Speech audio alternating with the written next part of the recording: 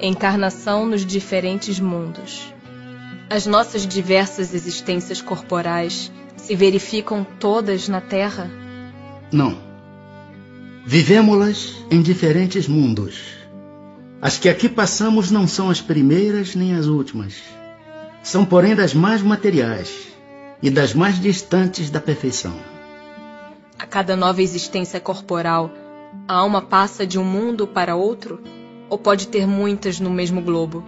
Pode viver muitas vezes no mesmo globo, se não se adiantou bastante para passar a um mundo superior.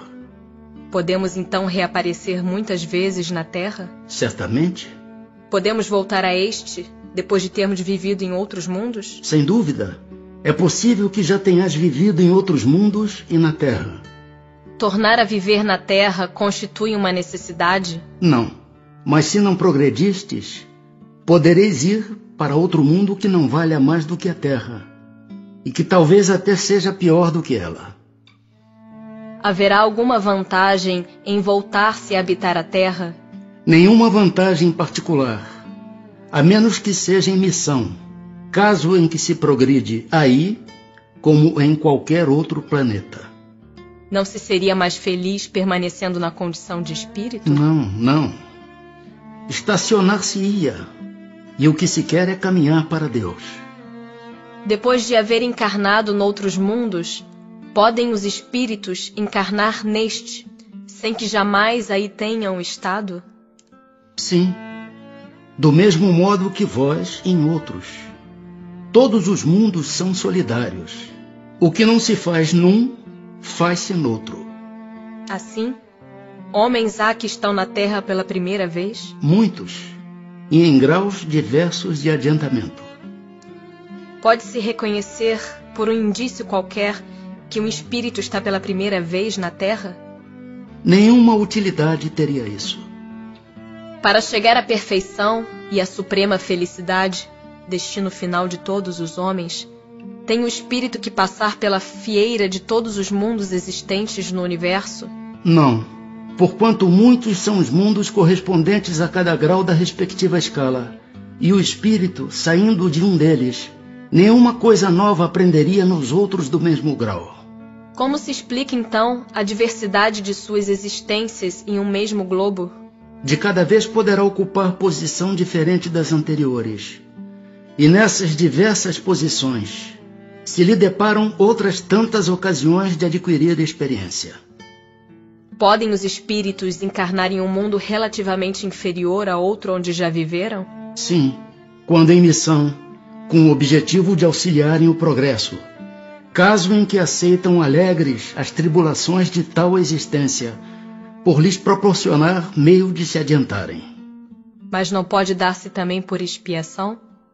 Não pode Deus degradar para mundos inferiores espíritos rebeldes? Os espíritos podem conservar-se estacionários, mas não retrocedem. Em caso de estacionamento, a punição deles consiste em não avançarem, em recomeçarem, no meio conveniente à sua natureza, as existências mal empregadas. Quais os que têm de recomeçar a mesma existência? Os que faliram em suas missões ou em suas provas.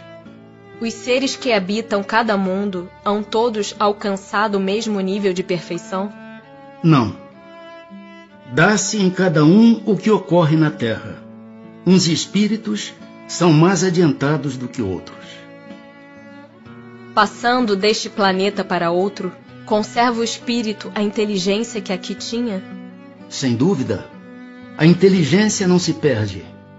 Pode, porém, acontecer que ele não disponha dos mesmos meios para manifestá-la, dependendo isto da sua superioridade e das condições do corpo que tomar.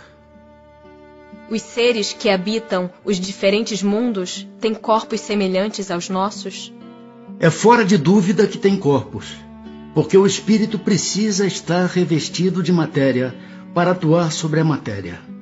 Esse envoltório, porém, é mais ou menos material, conforme o grau de pureza a que chegaram os espíritos. É isso o que assinala a diferença entre os mundos que temos de percorrer, porquanto muitas moradas há na casa de nosso Pai, sendo, consequentemente, de muitos graus essas moradas. Alguns o sabem e desse fato têm consciência na terra. Com outros, no entanto, o mesmo não se dá. É-nos possível conhecer exatamente o estado físico e moral dos diferentes mundos? Nós, espíritos, só podemos responder de acordo com o grau de adiantamento em que vos achais. Quer dizer que não devemos revelar estas coisas a todos, porque nem todos estão em estado de compreendê-las, e semelhante revelação os perturbaria. Indo de um mundo para outro, o espírito passa por nova infância? Em toda parte a infância é uma transição necessária, mas não é em toda parte tão obtusa como no vosso mundo. Tem o espírito a faculdade de escolher o mundo onde passe a habitar? Nem sempre. Pode pedir que lhe seja permitido ir para este ou aquele, e pode obtê-lo, se o merecer. Porquanto a acessibilidade dos mundos para os espíritos depende do grau da elevação destes. Se o espírito nada pedir, que é o que determina o mundo em que ele reencarnará? O grau da sua elevação. O estado físico e moral dos seres vivos é perpetuamente o mesmo em cada mundo? Não. Os mundos também estão sujeitos à lei do progresso. Todos começaram como o vosso, por um estado inferior, e a própria Terra sofrerá idêntica transformação.